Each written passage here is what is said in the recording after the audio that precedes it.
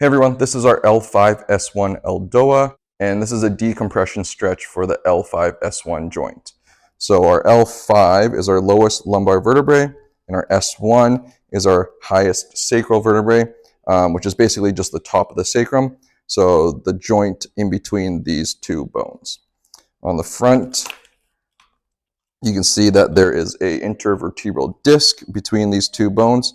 So this is a very good stretch to decompress this area for people who have L5-S1 disc herniations, as well as people who just feel like their low back is being compressed. There are a couple landmarks for the stretch that we want to be aware of before we perform the stretch, and those are going to be our sit bones. So these two bones here at the bottom of our pelvis that we feel when we sit down on a chair, and then our sacrum or our tailbone, which is the flat part of the back of the pelvis. So when we do this drill, you're going to hear me say we want to put our sit bones up against the wall and keep our sacrum down against the floor. All right, so we're going to start on the floor. You're going to pinwheel your legs up against the wall. You're going to scoot towards the wall as far as you can until your sit bones are touching the wall. Then you're going to keep your sacrum, which is that flat part of the back of your pelvis, against the ground.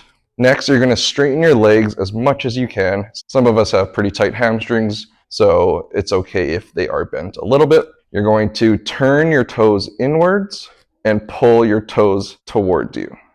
Next, we're going to push our hands straight up above us. We're going to pull our fingers back towards our forearms, and our fingers are going to be pointed away from us so that our arms are externally rotated.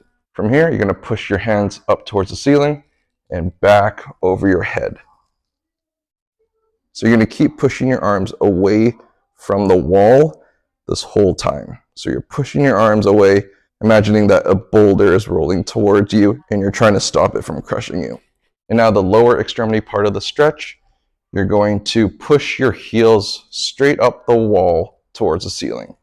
Now, there's a difference between trying to push your heels by straightening your legs and having the motion created down here by the pelvis. Okay, so using our abdominal muscles a little bit and our hips, we're trying to push our heels up towards the ceiling while we keep our sacrum, our tailbone against the floor and our sit bones against the wall,